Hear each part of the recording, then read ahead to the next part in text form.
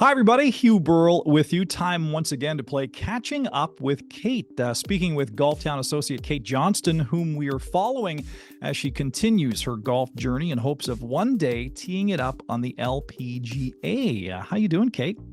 I'm good, Hugh. How are you? It's good to be back. Yeah, it's great to have you back. Currently, you have full status on the Epson Tour, which is the feeder series to the LPGA.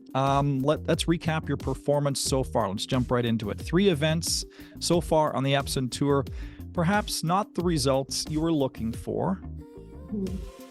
Yeah, 3 events into the season. It's important to remember very long season. But yeah, definitely not quite the hope I had hoped for out there for the start. But good to get kind of the first couple under my belt, get comfortable out there. It's definitely a different environment than I'm used to out there. The week is structured differently. We have a lot of prep time. We play only 3 rounds, so kind of getting that sorted out. And then, finding a group to play with, practice with, and just getting comfortable out there. So that's starting to get a bit better. Hopefully the results will follow that trend. Yeah, talk about just some of the major differences between playing on the Epson Tour and playing on the Women's All-Pro Tour, which you were playing on last year.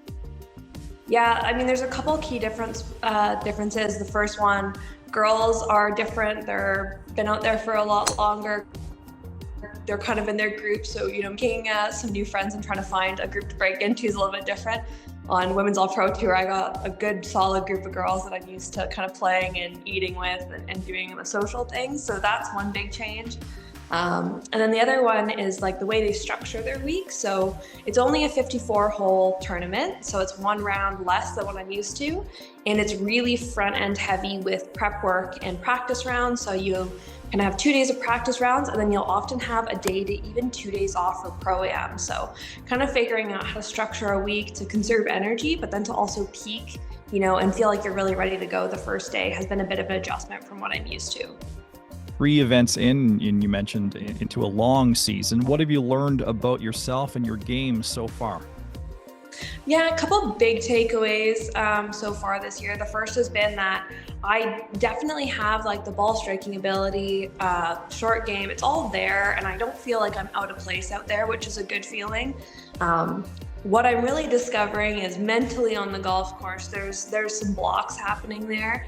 And really the big focus right now is to improve my process and my confidence on the golf course, really make sure that I'm stepping into every shot 100% committed. Right now I'm stepping in maybe 60% committed, and that is not going to work out long run. So really working on getting to that, we got to be 100% all the time. So that's the big focus. Yeah, so you obviously got the physical skills to do this, but you touched on the confidence factor. It's not a switch you can just turn off and on, is it? So how do you regain that confidence to be strong through every shot? Yeah, you can't fake confidence, right? It's something that you kind of build over time, and you're confident in something when you've done it before. I remind myself that I've done it before, and until I kind of see it on the golf course right now, the only thing I can take confidence in is my process and making sure that I'm super focused on in the moment shots, not getting ahead of myself, not reminiscing. So yeah, the big focus right now is get present, stay present, and just worry about one shot at a time. It's simple. It's what we tell everyone, but it's harder to do in practice. Yeah, it's like a lot of things. It's easier said than done, isn't it? So the first part of the season, you were down south Florida way, I understand. Right now you're out west. What's the biggest difference between Florida golf and California golf? Oh, I'm so excited to be back out west. I just finished my 26-hour drive out here, but it's well worth it to wake up in sunny Palm Desert today. Biggest difference on course and in course style, we get into more desert golf here, so typically a little bit more open off the tee, a little bit more straightforward than Florida golf. Florida golf I always find a bit funky. There's lots of hazards. They're not always in play, but they always look like they're in play. So I'm excited to not lose lose less golf balls for this next stretch, hopefully. That's all right. You work for Golf Town. I'm sure you can get your hands on some more golf balls. Speaking of Golf Town, you recently took the Golf Town Master Club Fitter certification course, and you are now a Master Club Fitter. Congratulations. Tell us about that experience. What was it like? Yeah, going through the process has been lots of fun. I've been working, in the club section at Golf Town probably full time, less cash and less apparel for the past probably 5 years. So I've had an opportunity to do kind of smaller fits and one-offs with customers. But going through the master fitting program just really enhanced my knowledge and made me feel more comfortable when you do get that really in-depth fitting. That's maybe a little bit more than basic, just making sure I had a full background, that I felt like I knew exactly what I was talking about and could give someone the correct advice, no matter the situation I was in. Yeah. So what's your favorite part of the fitting process? When somebody comes in to get fit by Kate Johnston, what's the biggest thing you get out of it?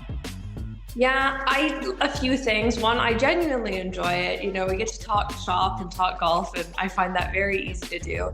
The thing I like the most is I really like to educate the people I fit, explain what we're going through. The goal is always that I'm going to give them that aha moment, that what you have isn't great, and this is why we're making it better. I really do like to do my fits as a kind of a joint practice with the person I'm doing with. I want to do it step by step. I want them to understand every change I'm doing with that end goal of that, like, aha, this is so much better than what I have. Hopefully, it doesn't always go that way, but that's what I hope for. And so how does being a master club fitter, how does that help you succeed on course? There's a couple of things. It's nice for me to be able to stay on top of my own equipment, right? I'm on the road a long time. I don't always have that support. I have a good group of master fitters at the Kitchener store that help me out in a pinch, but it's nice to be able to take some of that accountability. I actually helped a friend out recently. I caddied for her on an off week, and she didn't know this, but her hybrid is actually cracked on the face, so I feel like I had a big save by noticing that. So we'll credit the master fitter training for that one. Yeah, it always helps when you're golfing out there with a master club fitter who can take one look at it and tell you exactly what the problem is. Exactly. That's great.